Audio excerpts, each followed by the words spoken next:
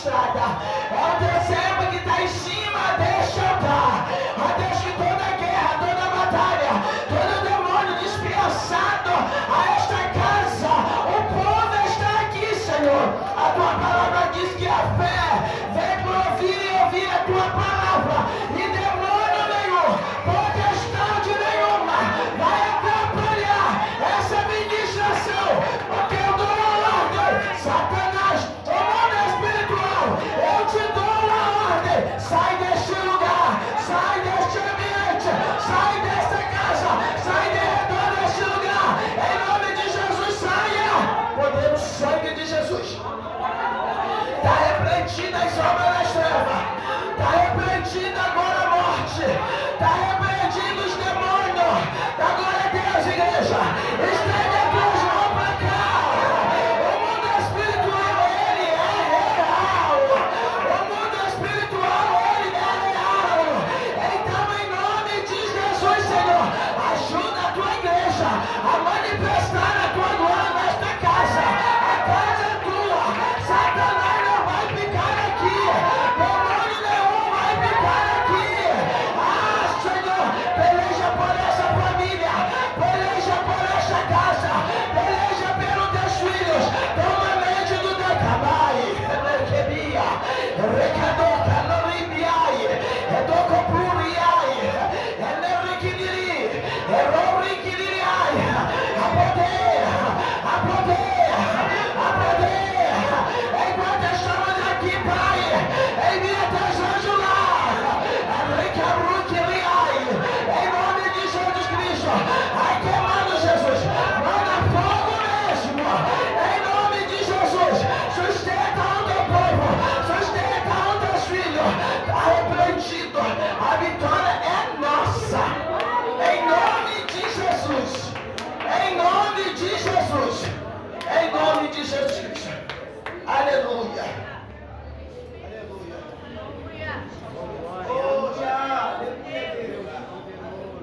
Santo, bendito seja. Graça e paz, irmãos. Amém? Amém. Graça e paz, irmãos. Amém. Sem muita demora, porque as horas já são avançadas. Abra sua Bíblia comigo, livro de Atos dos Apóstolos, o seu capítulo 12. Enquanto os irmãos vão procurando, quero agradecer primeiramente a Deus por essa oportunidade. Segundamente, agradecer à pastora pela confiança e aos irmãos na retaguarda. Quero agradecer porque é um imenso prazer e uma imensa honra ministrar a palavra do Senhor. Aleluia. Amém, irmão? Quantos acharam? Amém. Amém? Estarei lendo Atos capítulo 12, versículo 1. E diz assim: Ora, naquele tempo, o rei Herodes estendeu suas mãos para maltratar alguns da igreja, e matou Tiago, irmão de João, à espada. E ele, vendo que isso agradara aos judeus, prosseguiu, e tomou também a Pedro, e era o dia dos pães ázimos. E havendo-o prendido, ele colocou na prisão, entregando ao quatro quarternos de soldados, para que o guardassem, querendo apresentá-lo ao povo depois da Páscoa. Portanto, Pedro era guardado na prisão, mas a igreja fazia oração sem cessar por ele a Deus. Estarei lendo novamente o 5. Portanto, Pedro era guardado na prisão, mas a igreja fazia oração sem cessar por ele a Deus. Antes de você sentar, eu te peço, pega na mão de quem está do teu lado, pega na mão de quem está do teu lado com carinho, vira para ele e diz assim para ele nessa noite: essa é uma noite... Não, fala com a autoridade porque é profeta. Diga para ele: essa é a noite em que Deus está entrando na tua casa e está quebrando as cadeias lá dentro. Amém, irmão? Toma o seu assento. Livro de Atos dos Apóstolos, no seu capítulo 12. A Bíblia está nos relatando sobre o episódio na qual vai ocorrer. O Senhor está na casa, vem lá. Fica ligado porque grande é o que Deus tem para fazer aqui nessa noite. Glórias a Jesus. Meu Deus.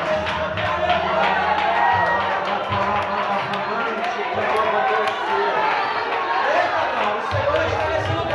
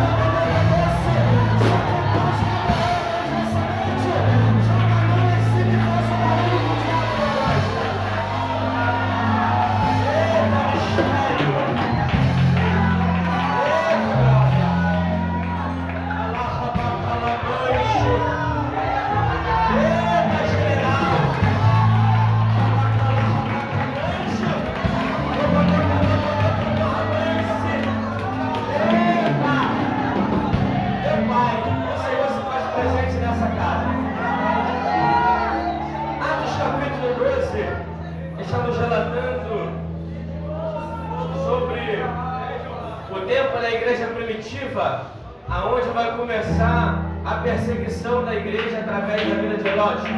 Herodes, ele se levanta, mas ele não se levanta para poder somar com a igreja. Herodes, ele se levanta, mas ele não se levanta para poder fazer a igreja crescer. Mas Herodes se levanta com um propósito. Qual é o propósito? O propósito é acabar com o ministério da igreja. Herodes se levanta com um propósito, irmão. E o propósito que Herodes se levanta é: eu vou se levantar, mas eu não vou se levantar para poder fazer a igreja crescer. Eu não vou me levantar para somar com o reino de Deus, mas eu vou me levantar para poder acabar com a igreja. Porque Herodes, ele está olhando para a igreja primitiva e está vendo que a igreja entende uma coisa, que a oração é o porta-chave de todas as coisas. Herodes, ele se levanta contra a igreja porque ele entende algo, que se ele não se levantasse contra a igreja, que se ele não tentasse parar a igreja continuaria crescendo. Só que na mente de Herodes está algo, não é? A mente de Herodes está projetando: se eu levantar contra eles param, se eu levantar contra a igreja para. Mas Herodes não estava entendendo que o quê? A perseguição estava servindo de impulso para a igreja crescer. A perseguição não serviu para poder para a igreja, mas a perseguição serviu para fazer com que a igreja viesse crescer. Então, no capítulo 12 do livro de Atos, nós vamos ver que Herodes, ele se levanta para poder acabar com a igreja. E Herodes, ele mata Tiago à espada. Herodes, ele mata Tiago e prende a Pedro. Só que Herodes, vendo que aquilo dali agradava aos judeus, Herodes, ele vai fazer com que, logo após a Páscoa, na festa dos pães ázimos era a celebração na qual o povo celebrava a saída do povo do Egito. Então Herodes estava esperando passar esse período para poder matar também a Pedro. Só que Herodes não sabia que esse tempo de espera também era tempo de livramento. Herodes não entendia que o quê? Que enquanto Pedro estava sendo guardado, havia uma igreja que estava orando por Pedro. Então nós vamos perceber no capítulo 2 o seguinte: que enquanto Pedro está sendo guardado, o versículo 5 vai dizer: e a igreja fazia contínua oração por ele a Deus. Não, você não entendeu isso daqui. A igreja fazia contínua oração por ele a Deus. Entenda, a igreja não está orando para Deus derramar bênção, a igreja não está orando para Deus poder dar carro, dar moto, a igreja não está orando para Deus poder dar bênçãos materiais para Pedro, não. Mas a igreja clama com um propósito. Qual é o propósito? Livramento. A igreja está clamando com o propósito de dar livramento para Pedro. A igreja ora, mas a igreja não ora de qualquer maneira. A igreja ora, mas a igreja ora com fé, ora acreditando que quando a igreja orava na casa da irmã Maria, o anjo entrava na prisão e libertava Pedro. Não, eu não sei se você entende esse negócio aqui, mas isso daqui é muito profético. Por quê? Enquanto a igreja ora, tem livramento, e na nossa vida não é diferente. Eu profetizo que enquanto você está aqui orando, enquanto você está aqui orando, tem livramento para tua casa, tem livramento para tua mãe, tem livramento para teu pai. Pode ter alguém perdido, pode ter alguém nas mãos de Satanás, mas enquanto você adora aqui, tem livramento para tua casa. Quando eu estava lendo a palavra mais cedo e percebi que a igreja fazia oração, contínua oração por Pedro a Deus, eu lembrei de Jairo. Por quê?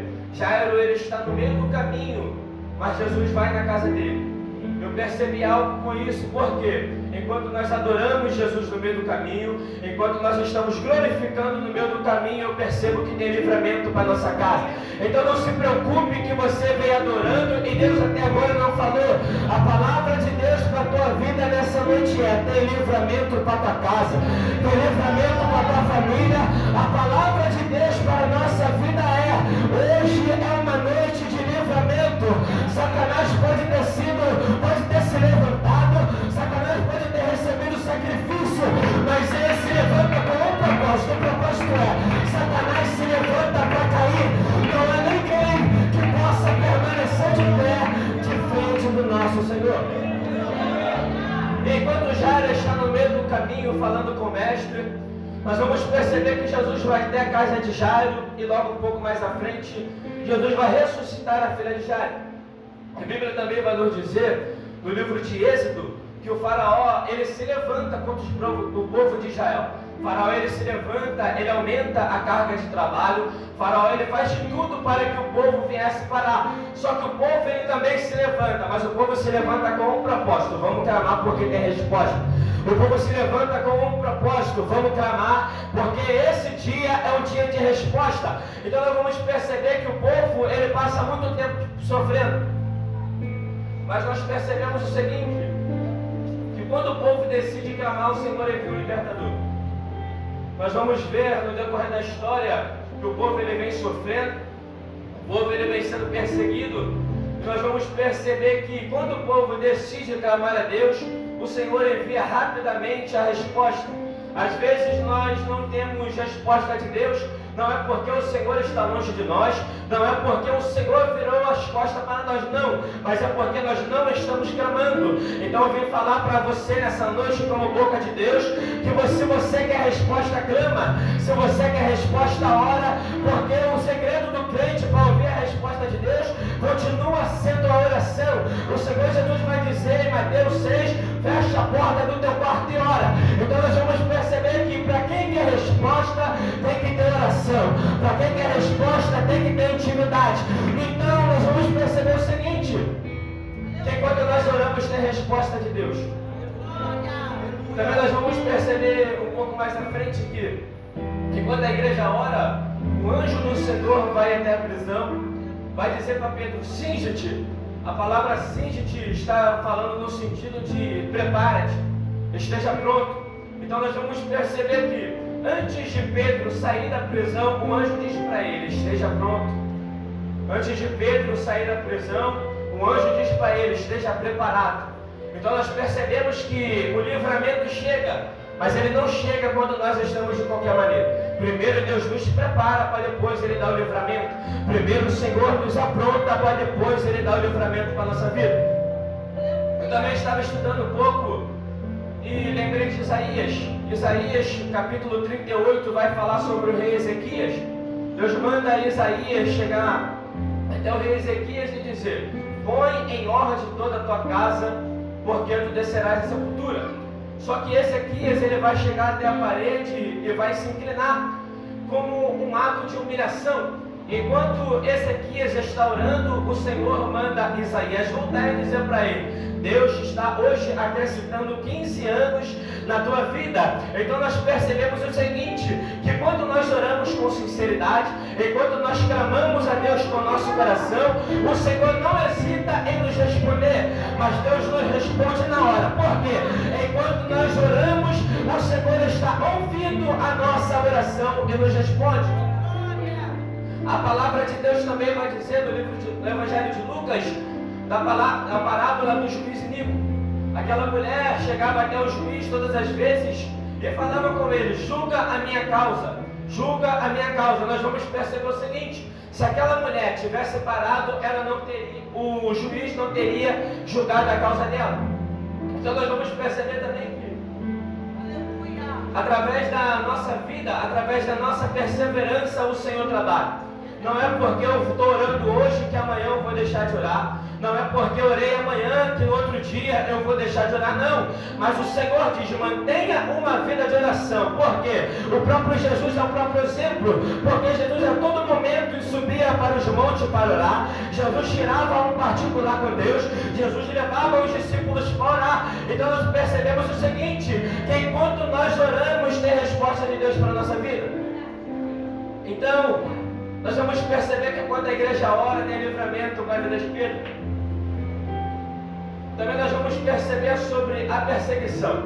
Herodes, ele se levanta com o intuito de perseguir, mas nós vamos perceber que a perseguição não é para matar, não é para acabar com a igreja, mas a perseguição ela está servindo de impulso para a igreja estar orando e clamando ao Senhor. Eu vim nessa noite profetizar na nossa vida que o deserto que nós estamos passando, que o processo que nós estamos passando não é para nos matar, mas o processo, o deserto, a prova, a luta que você passa tem que servir de impulso para você clamar. Satanás pode estar até do lado de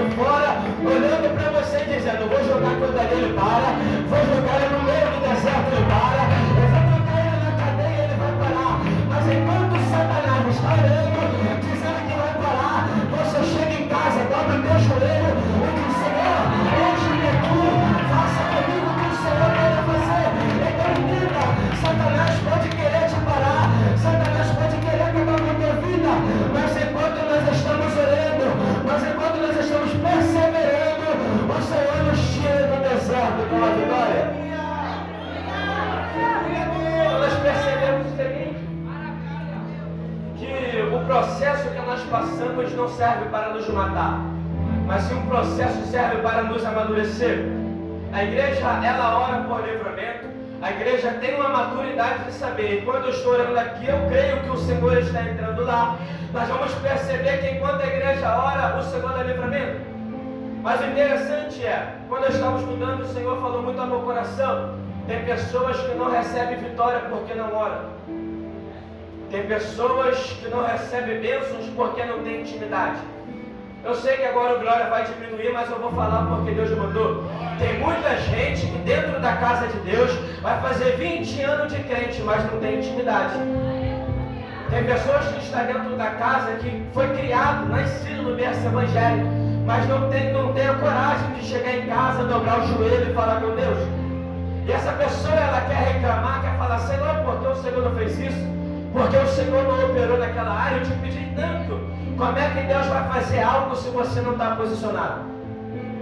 Como é que Deus vai movimentar os céus na tua vida se você não toma posição? É toda vez a mesma coisa. Senhor, amanhã eu vou melhorar. Senhor, amanhã eu vou fazer de uma forma melhor. Senhor, amanhã eu vou fazer não sei o quê. Senhor, amanhã eu vou pegar a tua palavra para ler, eu vou fazer um devocional. Senhor, eu vou até para o monte se o Senhor me dá bênção. Aí eu te pergunto, como é que Deus dá bênção se você não se posiciona? Como é que Deus dá bênção se você não toma posição? Se você não toma vergonha na cara para poder estar orando? Como é que Deus vai operar na tua vida se você não toma posição de tirar um momento, 5 minutos, irmão, para poder estar orando a Deus? Você tira 24 horas no celular, você tira 24 horas na internet, mas não tem a coragem de tirar 5 minutos para falar com Deus. Aí chega no altar, chega em cima do altar, quer pregar, quer que o fogo desça, quer que Deus brada, quer que o livramento aconteça. Mas eu te pergunto, como é que Deus vai operar se você não tem intimidade? Então, irmãos, a palavra de Deus para a nossa vida nessa noite é: se posiciona, porque quando nós nos posicionarmos, Deus vai bradar na nossa vida. Nós percebemos também Jesus no deserto. Satanás vai tentar Jesus. Nós vamos ver no decorrer da história, nós conhecemos muito bem a história. Nós vamos ver que nos últimos versículos a Bíblia diz que os anjos vieram e os serviram. Então nós percebemos o seguinte, que nós podemos até passar por prova, nós podemos até passar por deserto, mas no final do deserto tem uma recompensa. No final do processo tem a vitória de Deus para a tua vida.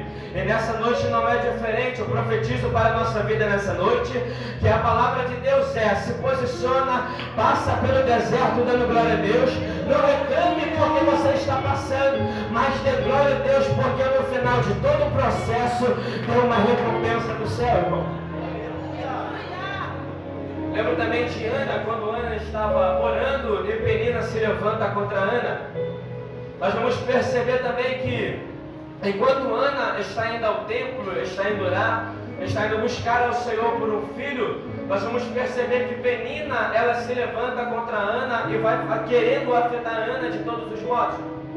Mas o que eu acho muito interessante em Ana, que eu não vejo na minha geração, a minha geração é uma geração que, eu vou orar, mas eu vou para o monte, mas se alguém falar alguma coisa eu paro. Eu estou vivendo uma geração que a geração eu estou indo para o monte, estou indo dar glória a Deus, estou indo no aleluia, mas se alguém falar qualquer coisinha, a minha geração desvia. A Bíblia não ensina isso. A Bíblia diz: passai pela porta estreita, porque espaçoso é o caminho que conduz para a perdição. Eu te pergunto, como é que você vai entrar no reino de Deus se você não aguenta uma prova?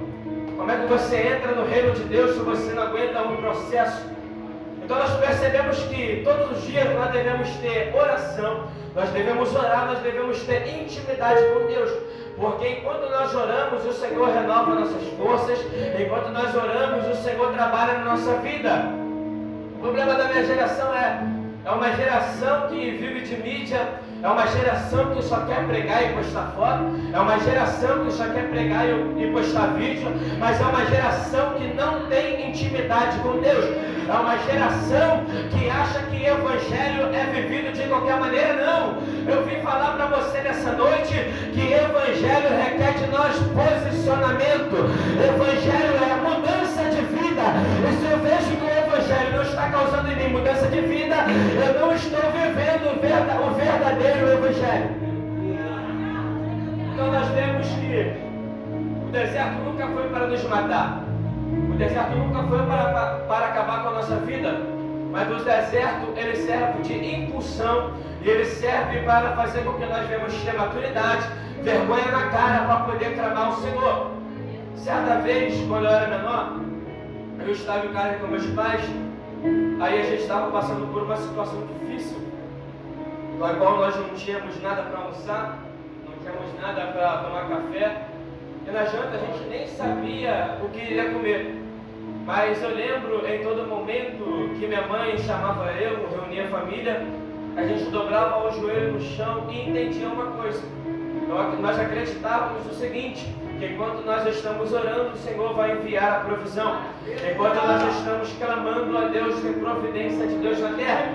Então nós temos que ter a maturidade de entender que a nossa oração não é algo em vão. Enquanto nós adoramos, enquanto nós oramos com o Senhor com sinceridade, o Senhor move na nossa vida.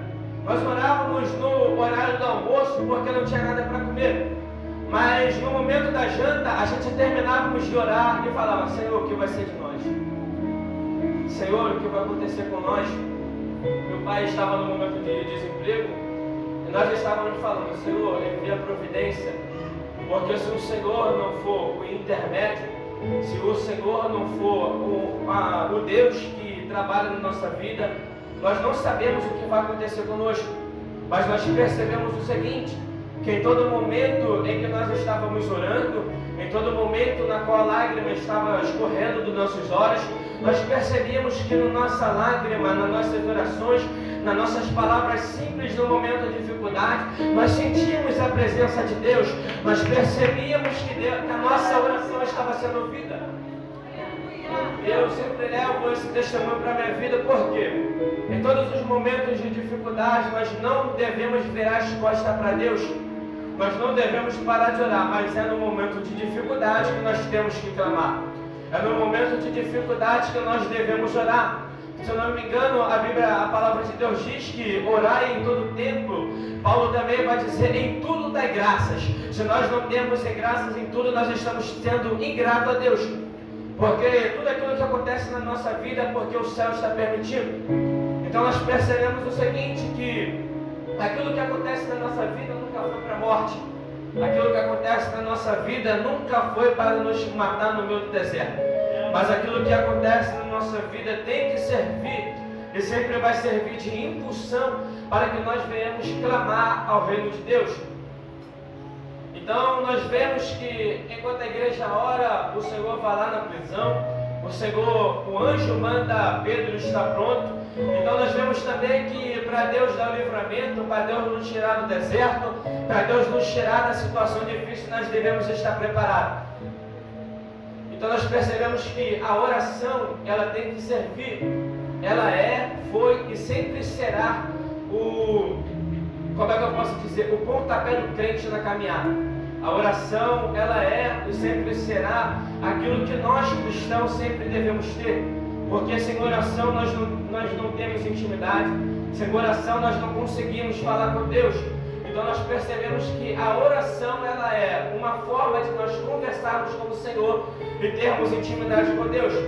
A palavra de Deus diz no livro de 1 Coríntios, capítulo 11: por isso que no meio de vós há muitos fracos e doentes e muito que dormem, porque não discernem o corpo de Cristo.